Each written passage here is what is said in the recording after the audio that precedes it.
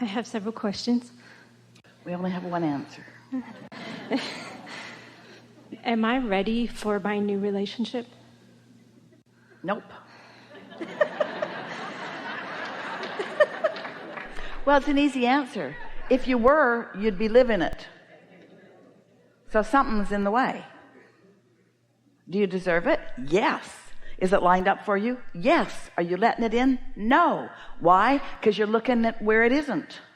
You mean to get ready, I just have to stop doing that thing I'm doing? Yes. Because you've collected enough data, you've put enough in the vortex. You're just facing too much reality. How do I stop doing that?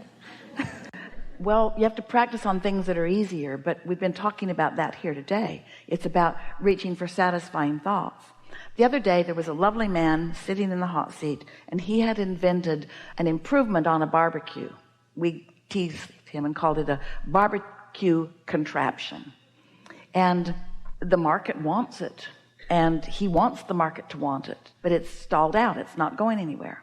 And so after quite a bit of conversation and not really getting anywhere with him, we asked the audience, does our friend need to find something satisfying to think about?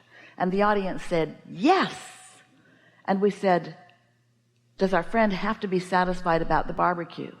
And the audience said no. So getting off the subject really helps, because you've practiced the subject of not having what you want or not being sure that you're ready. And so whenever you think about it, that's right where you go. Where if you'll think about something else, then it can flow more easily to you. Does that make sense? Yes. Get off the subject of resistance and on any other subject that doesn't have resistance. That's why we teach meditation. It's a subject that has no resistance.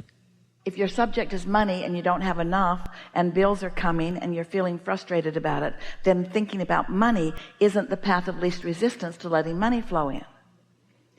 But you could focus upon the money and a relationship could flow in. Any subject that feels good to you will let other things that you want in.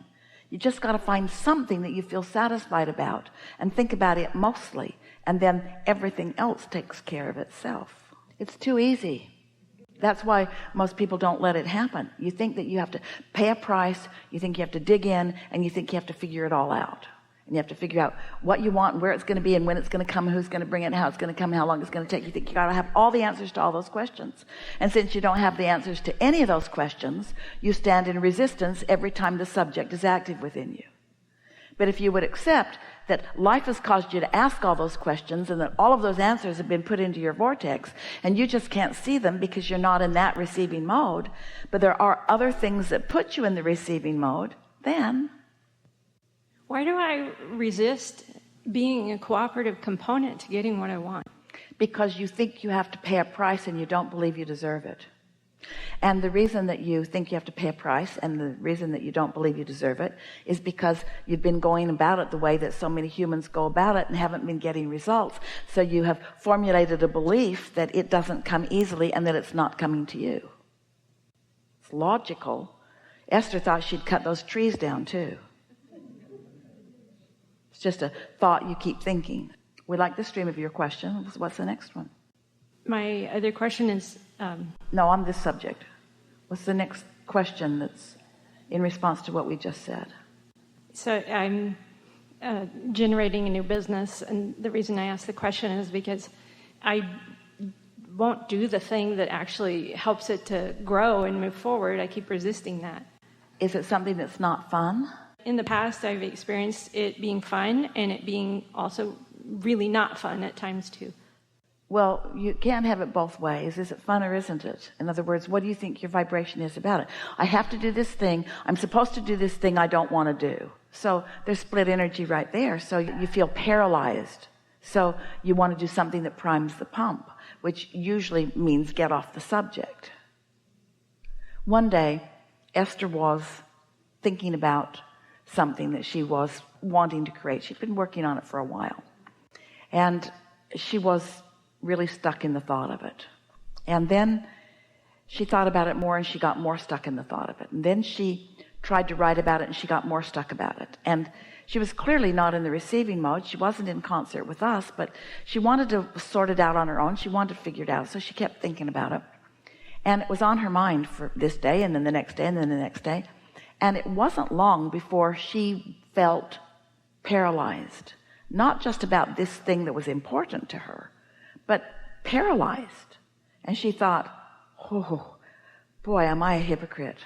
I stand on that stage, I clear my mind, Abraham blows through me, and they explain the laws of the universe to people all around the world, and people's lives are improving, and I am so stuck with this split energy.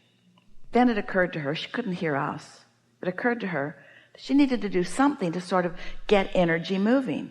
And she remembered hearing us say that satisfaction means you're in the receiving mode, and the receiving mode means that good ideas will flow. So she thought, the receiving mode feels like satisfaction. And then she remembered that satisfaction comes from only one place: intending something or wanting something and moving toward it. She's giving us permission to tell you this embarrassing story. So she got out her notebook and she wrote, brush my teeth, make my bed, put my dishes in the dishwasher, cook an egg, put the towel in the laundry hamper. Seems kind of silly, doesn't it? Seems like things that you ought to be able to do without writing them down. So she made her little circles and she wrote those things in her circles, and then she brushed her teeth and circled it off with her bright orange pen. And then she sat there lifeless and looked to see if there was anything else she felt like doing. Make my bed. So she made her bed. She circled it off. She's starting to come back to life. Put the dishes in the dishwasher. She put the dishes in the dishwasher and cook an egg. And she wasn't 10 minutes and her life had come back, because she had intended and moved in the direction of her intention and got back on track and primed her pump. You see? So easy to say, I want it but I can't, I want it but I shouldn't, I want it but I haven't, I want it but I don't know anybody else that has. In other words, it's really easy to keep those old thoughts going that keep you confused or stalled out, but it's also very easy to just take a simple thought and move in the direction of it, and a simple thought and move in the direction of it, and before you know it, the thoughts are opening up, the floodgates are going, the entire universe is cooperating with you. You feel invincible, like there is not anything that if you decided that you could not do it. And it can be the next day after you were paralyzed and couldn't make yourself brush your teeth. All about energy flowing. It's about you tapping into the energy that creates worlds in a productive way.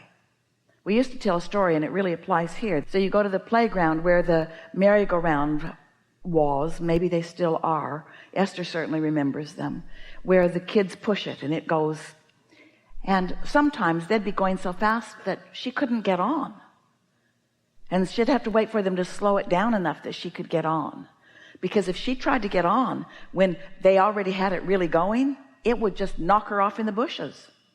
But if they would slow it down enough that she would get on, then she could be part of the momentum that was making it go. And so it's like that. Some thoughts, you've got lots of momentum. Some thoughts, you don't have much momentum. Some thoughts, you have no momentum because you have contradictory momentum.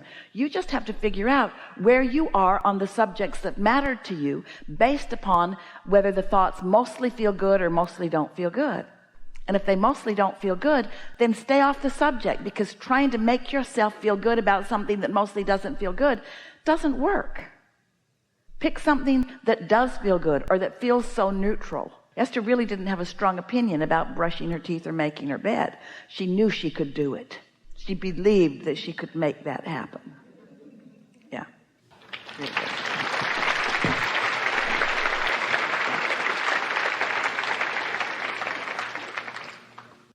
I'm very new to this. My friend introduced me to it. I've listened to a couple of your videos on YouTube, and now here I am. Yeah.